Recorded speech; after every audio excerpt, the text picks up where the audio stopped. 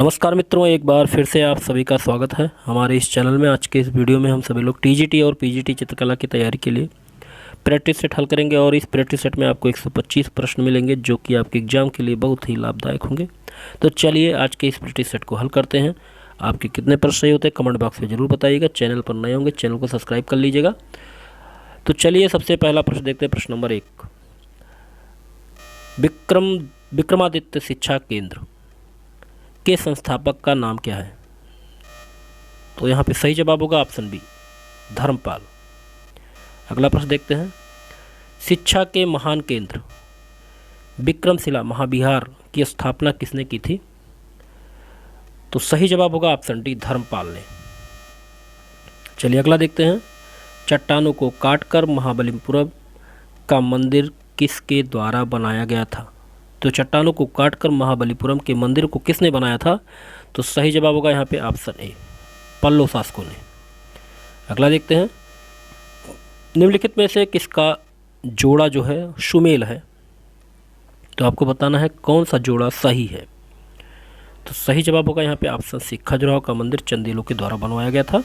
Option C बिल्कुल सही है। अगला देखते हैं। सही युग्म को चुनना है, आपको सही युग्म बताना है इन चारों विकल्पों में से। तो सही युग्म है खजुराहो। खजुराहो का मंदिर चंदेलों के द्वारा बनवाया गया था, यही सही है। अगला देखते हैं। सोनगिरी का ऐतिहासिक दिगंबर जैन तीर्थ स्थल स्थित है। तो सोनगिरी का ऐतिहासिक दिगंबर जैन तीर्थ स्थल कहाँ पर स्थित है? सही जवाब होगा ऑप्शन सी, मध्य प्रदेश। अगला प्रश्न देखते हैं। दिलवाड़ा जैन मंदिर कहाँ पर स्थित है? दिलवाड़ा का जैन मंदिर स्थित है माउंट आबू में। तो ऑप्शन बी बिल्कुल सही होगा। अगला देखते हैं। प्रसिद्ध विरूपाक्ष मंदिर कहाँ अवस्थित है? तो प्रसिद्ध विरूपाक्ष मंदिर जो अवस्थित है वो है हम्पी में। ऑप्शन सी यहाँ पे सही होगा। अगला देखते हैं। नागर, द्रविड़ और बेसर ये क्या हैं? तो सभी को पता होगा ये मंदिरों की शैलियाँ हैं, नागर, द्रविड़ और बेसर। तो भारतीय मंदिर वास्तु की 3 प्रमुख शैलियाँ होती हैं, नागर, बेसर और द्रविड़ शैली। ऑप्शन सी सही होगा। अगला देखते हैं। प्रश्न नंबर 10। चोल काल में निर्मित नटराज की कांस्य प्रतिमाओं में देवाकृत प्राय होती हैं, तो चतुर्भुज। तो यहाँ पे सही जवाब होगा ऑप्शन सी, चतुर्भुज। अगला प्रश्न है। महाबलीपुरम के रथ मंदिरों का निर्माण किसने करवाया था? तो यहाँ पे सही जवाब होगा ऑप्शन ए, नरसिंहवर्मन प्रथम ने। अगला देखते हैं। निम्नलिखित चोल शासकों में जिसने बंगाल की खाड़ी को चोल झील का स्वरूप प्रदान किया वह कौन था? तो सही जवाब होगा ऑप्शन बी, राजेंद्र प्रथम। चलिए अगला देखते हैं। प्रश्न नंबर 13। धार्मिक कविताओं का संकलन कुरल किस भाषा में लिखा गया है? तो सही जवाब होगा ऑप्शन बी, तमिल। अगला देखते हैं। मीनाक्षी मंदिर अवस्थित है, तो मीनाक्षी मंदिर मदुरई में अवस्थित है। ऑप्शन सी सही होगा। अगला देखते हैं। मामल्लपुरम में रथ स्मारकों के निर्माण के लिए निम्नलिखित में कौन उत्तरदायी है? सही जवाब होगा ऑप्शन बी, पल्लव। अगला देखते हैं। मुद्रा राक्षस का लेखक कौन है?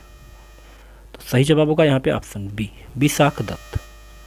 अगला देखते हैं। 10 कुमार चरित्र के रचनाकार कौन थे? तो 10 कुमार चरित्र के रचनाकार थे डांडी। ऑप्शन बी सही होगा। अगला देखते हैं। अष्टाध्यायी लिखी गई थी, तो अष्टाध्यायी लिखी गई थी पाणिनि के द्वारा। तो ऑप्शन बी यहाँ पे सही होगा। अगला देखते हैं। पुराणों की कुल संख्या कितनी है? तो यहाँ पुराणों की संख्या कुल है 18। अगला देखते हैं। 10 कुमार चरित्र किसने लिखा था? तो 10 कुमार चरित्र लिखने वाले थे डांडी ने। अगला देखते हैं। प्रश्न नंबर 21।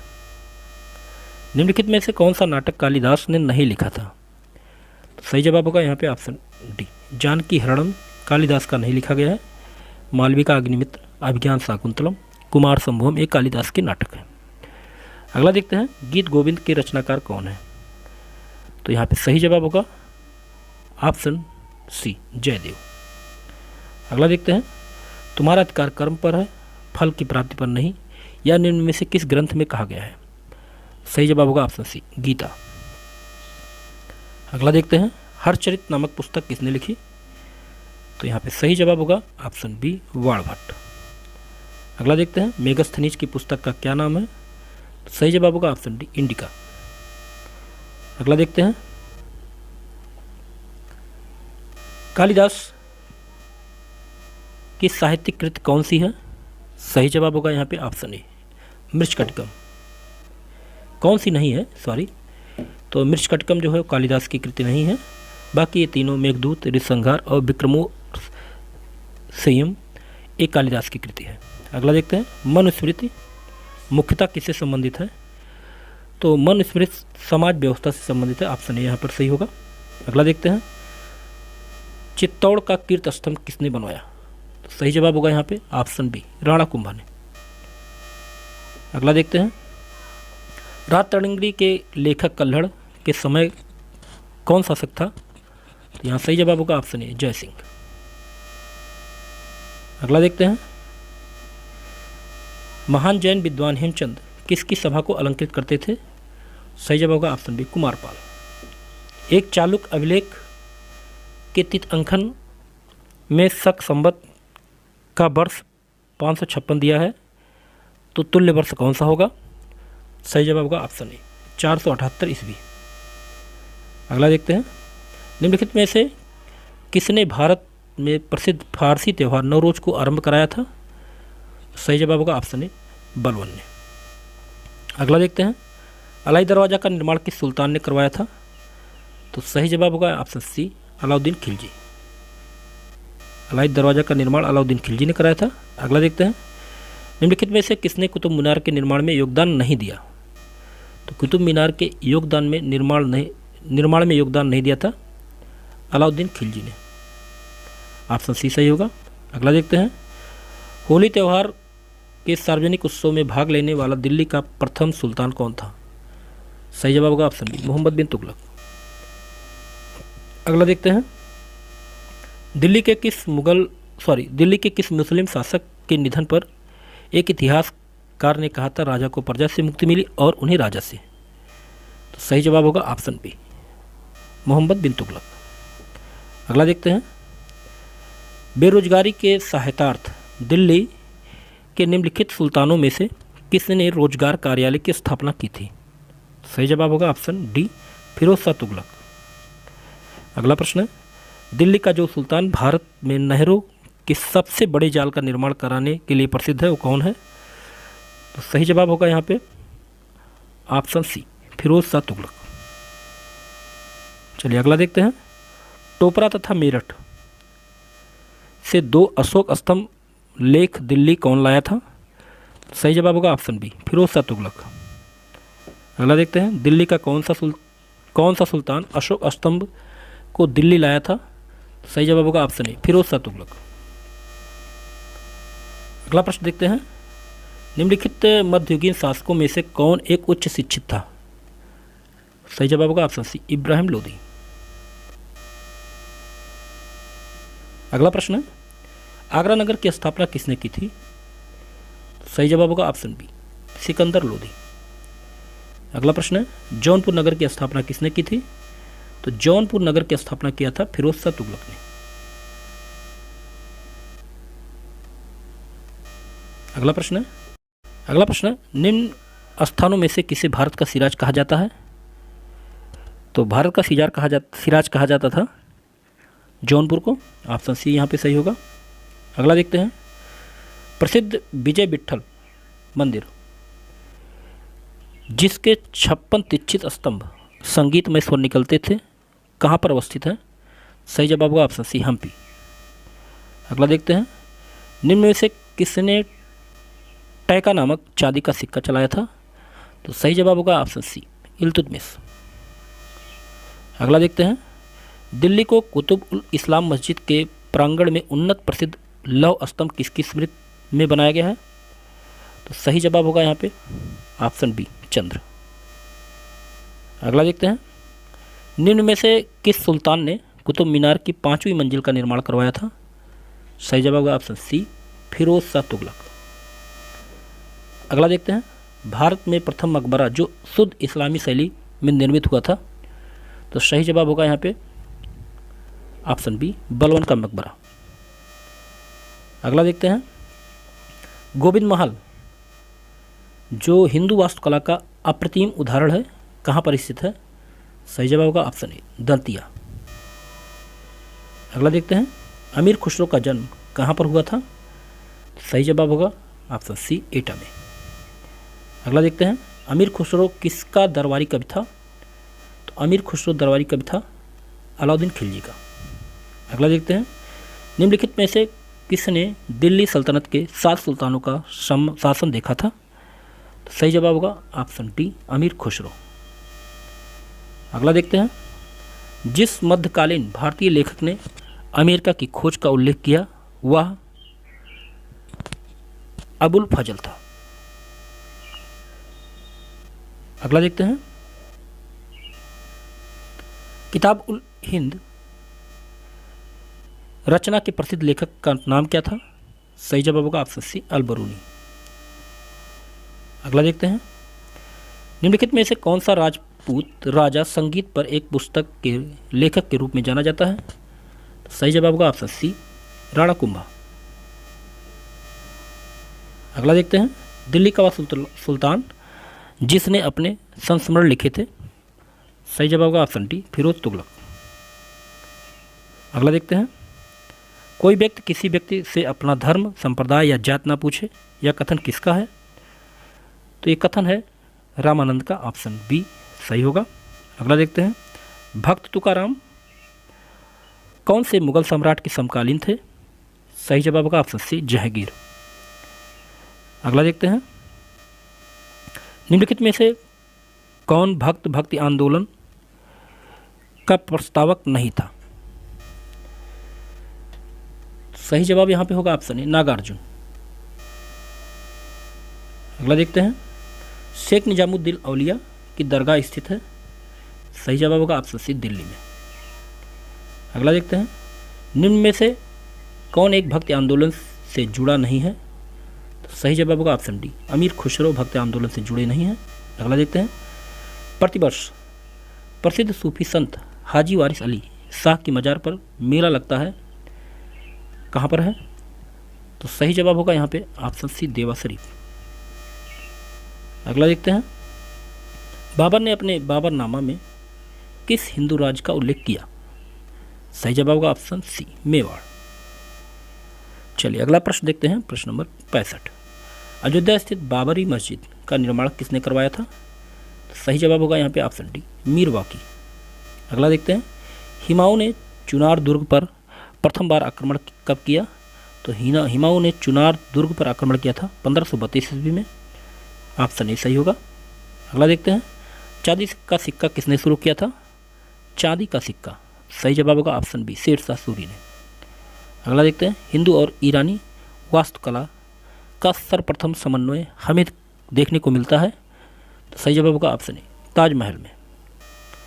अगला देखते हैं, निम्न में से किसका निर्माण अकबर ने करवाया था? सही जवाब होगा यहाँ पे ऑप्शन ए, बुलंद दरवाजा। अगला देखते हैं, अकबर द्वारा बनवाई गई श्रेष्ठतम इमारतें पाई जाती हैं? तो सही जवाब होगा ऑप्शन डी, फतेहपुर सीकरी में। अगला देखते हैं, अकबर द्वारा बनाई गई कौन सी इमारत का नक्शा बौद्ध विहार की तरह है? तो सही जवाब होगा यहाँ पे ऑप्शन ए, पंचमहल। अगला देखते हैं, फतेहपुर सीकरी में बादशाह अकबर ने निर्मित कराया था? तो फतेहपुर सीकरी में पंचमहल का निर्माण कराया था बादशाह अकबर ने। अगला देखते हैं, जहांगीर महल कहाँ पर स्थित है? तो जहांगीर महल जो है आगरा में स्थित है, ऑप्शन सी सही होगा। अगला प्रश्न है, मुगल सम्राट अकबर के समय का प्रसिद्ध चित्रकार कौन था? सही जवाब होगा ऑप्शन बी, दसवंत। अगला देखते हैं, किस मुगल शासक का मकबरा भारत में नहीं है? सही जवाब होगा यहाँ पे ऑप्शन बी, जहांगीर। अगला देखते हैं, मुगल चित्रकला किसके राज्यकाल में अपनी पराकाष्ठा पर पहुंची? सही जवाब होगा ऑप्शन सी, जहांगीर। अगला देखते हैं, जहांगीर के दरबार में पक्षियों का सबसे बड़ा चित्रकार कौन था? सही जवाब होगा ऑप्शन डी मंसूर। अगला देखते हैं, निम्नलिखित मुगल बादशाहों में से किसने अपनी आत्मकथा फारसी में लिखी थी? तो यहाँ पे सही जवाब होगा ऑप्शन सी जहांगीर। अगला देखते हैं, इत्मौद्दौला का मकबरा आगरा में किसने बनवाया था? तो सही जवाब होगा ऑप्शन सी नूरजहां ने। अगला देखते हैं, निम्नलिखित में से कौन सा युग्म सुमेलित नहीं है? आपको बताना है कौन सा युग्म सुमेलित नहीं है। तो यहाँ पे ऑप्शन डी सुमेलित नहीं है, शेख निजामुद्दीन औलिया का मकबरा अजमेर में नहीं है। अगला देखते हैं, मुमताज महल का असली नाम क्या था? तो यहाँ पे सही जवाब होगा ऑप्शन ए अर्जुमंद बानो बेगम। अगला देखते हैं, लाल किले के निर्माण का श्रेय का अधिकारी कौन है? तो यहाँ पे सही जवाब होगा ऑप्शन डी शाहजहां। अगला देखते हैं, निम्न शासकों में से किस एक ने के समय में उपनिषदों का फारसी रूपांतरण किया गया था? सही जवाब होगा ऑप्शन बी शाहजहां के समय। अगला देखते हैं, हिंदू धर्म ग्रंथों का अध्ययन करने वाला प्रथम मुस्लिम? सही जवाब होगा ऑप्शन बी दारा शिकोह। अगला देखते हैं, बीबी का मकबरा का निर्माता कौन था? तो सही जवाब होगा ऑप्शन डी औरंगजेब। अगला देखते हैं, निम्नलिखित में से कौन सा सम्राट औरंगजेब की पुत्री थी? सही जवाब होगा ऑप्शन डी मोहननिसा। कौन सम्राट औरंगजेब की पुत्री थी? मेहरुन्निसा। अगला देखते हैं, कौन सा मकबरा द्वितीय ताजमहल कहलाता है? सही जवाब होगा यहाँ ऑप्शन सी रबिया उद्दौरानी का मकबरा। ऑप्शन सी सही होगा, बिल्कुल सही। चलिए अगला देखते हैं, दिल्ली के लाल किले में मोती मस्जिद का निर्माण किसने करवाया था? सही जवाब होगा ऑप्शन डी जहांगीर औरंगजेब ने, सॉरी। अगला देखते हैं, गुजरी महल किसने बनवाया था? सही जवाब होगा ऑप्शन बी मान सिंह। चलिए अगला प्रश्न देखते हैं, प्रश्न नंबर 90, मुगल चित्रकला के विषय में कौन सा कथन सत्य है? तो सत्य कथन आपको ढूंढना है, तो ऑप्शन डी सही होगा, उपयुक्त सभी, युद्ध दृश्य, पशु पक्षी और प्राकृतिक दृश्य, दरबारी चित्रण। अगला देखते हैं, चित्रकला की मुगल कलम भारतीय लोकचित्र कला की रीढ़ है। निम्नलिखित में से किस कलम पर मुगल चित्रकला का प्रभाव नहीं पड़ा? तो सही जवाब होगा ऑप्शन डी कालीघाट। अगला प्रश्न है, दास्ताने हमीर हमजा का चित्रांकन किसके द्वारा किया गया था? सही जवाब होगा ऑप्शन ए अब्दुल समद। अगला प्रश्न है, पहाड़ी school, Rajput school, Mughal school और कांगड़ा स्कूल निम्नलिखित में से किस कला की विभिन्न शैलियाँ दर्शाते हैं? तो सही जवाब होगा यहाँ पे ऑप्शन बी चित्रकला। अगला प्रश्न है, निम्नलिखित में से कौन से एक संगीत वाद्य बजाने में औरंगजेब को दक्षता हासिल थी? तो सही जवाब होगा यहाँ पे ऑप्शन सी बीड़ा। अगला प्रश्न है, प्रातःकाल में गाया जाने वाला कौन सा राग है? तो प्रातःकाल में गाया जाता है राग तोड़ी। अगला प्रश्न है, तानसेन, बैजू बावरा और गोपाल नायक जैसे संगीतज्ञ ने स्वामी हरदास से प्रशिक्षण प्राप्त किया था। स्वामी हरदास के अनुयायियों ने कितने संगीत अर्चना केंद्र स्थापित किए? सही जवाब होगा ऑप्शन ए 5। अगला प्रश्न है, तानसेन का मकबरा कहाँ पर स्थित है? तो तानसेन का मकबरा है ग्वालियर में। ऑप्शन ए सही होगा। अगला प्रश्न है, हिमायूंनामा की रचना किसने की थी? तो हिमायूंनामा की रचना करने वाले थे गुलबदन बेगम। अगला प्रश्न है, मयूर सिंहासन पर बैठने वाला अंतिम मुगल सम्राट कौन था? तो मयूर सिंहासन पर बैठने वाला अंतिम मुगल सम्राट मोहम्मद शाह था। अगला प्रश्न है, निम्नलिखित में से किसने दिल्ली में खगोलीय वेधशाला, जिसे जंतर मंतर कहते हैं, बनवाई थी? सही जवाब होगा ऑप्शन डी जय सिंह द्वितीय ने। अगला प्रश्न है, संगीत यंत्र तबला का प्रचलन किसने किया था? सही जवाब होगा ऑप्शन बी अमीर खुसरो ने। अगला प्रश्न है, एलिफेंटा की गुफाएं निम्न धर्म के मतावलंबियों के उपयोग के कारण काटकर बनाई गई थी। सही जवाब होगा ऑप्शन सी शैव धर्म। अगला प्रश्न है, भारत का पहला समाचार पत्र कौन था? तो भारत का पहला समाचार पत्र था बंगाल गजट। अगला प्रश्न है, फारसी साप्ताहिक मीरातुल अखबार को प्रकाशित करते थे। तो फारसी साप्ताहिक मीरातुल अखबार को प्रकाशित किया जाता था राजा राम मोहन राय के द्वारा। चलिए अगला प्रश्न देखते हैं।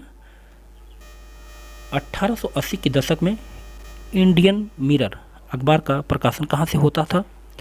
सही जवाब होगा ऑप्शन बी, कलकत्ता।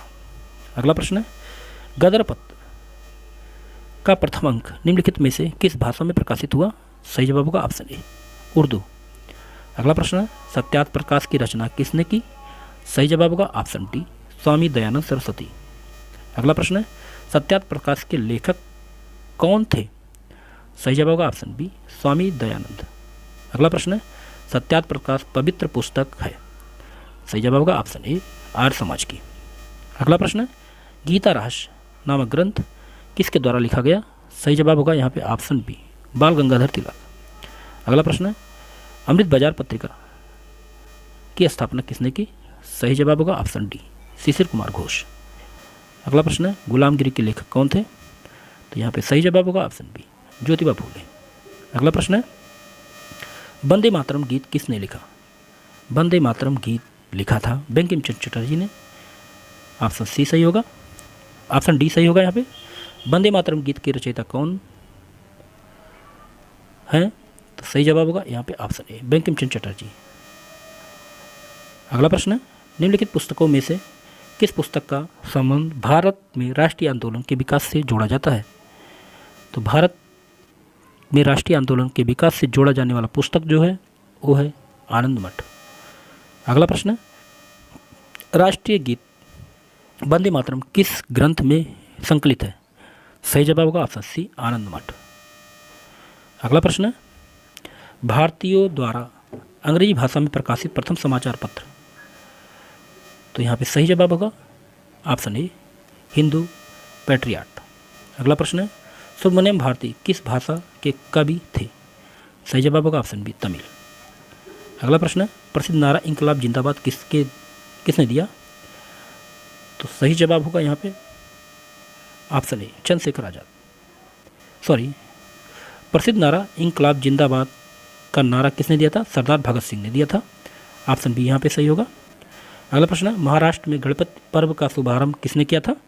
सही जवाब होगा ऑप्शन ए, बाल गंगाधर तिलक। अगला प्रश्न है, किसने कहा था स्वराज मेरा जन्मसिद्ध अधिकार है, मैं इसे लेकर रहूँगा?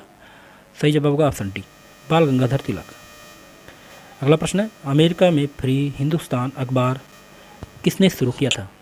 सही जवाब होगा ऑप्शन डी, तारकनाथ। अगला प्रश्न है, इंडियन अनरेस्ट का लेखक कौन था? सही जवाब होगा ऑप्शन डी, वेलेंटाइन सिरोल। अगला प्रश्न है, प्रसिद्ध पुस्तक दास कैपिटल किसके द्वारा लिखी गई? सही जवाब होगा ऑप्शन बी, कार्ल मार्क्स। अगला प्रश्न है और इस वीडियो का लास्ट प्रश्न है, निम्नलिखित में से कौन सी पुस्तक बंगाली देशभक्ति की बाइबल मानी जाती है? सही जवाब होगा ऑप्शन बी, आनंद मठ। आनंद मठ जो है वो बंगाली देशभक्त की बाइबल मानी जाती है। तो उम्मीद है आज का ये प्रैक्टिस सेट आपको अच्छा लगा होगा, और अगर आपको वीडियो अच्छा लगे तो वीडियो को लाइक जरूर कीजिए और शेयर अधिक से अधिक लोगों को कीजिए। अगले वीडियो में ऐसे प्रैक्टिस सेट के साथ फिर मिलते हैं, तब तक के लिए जय हिंद, जय भारत, आपका दिन शुभ हो।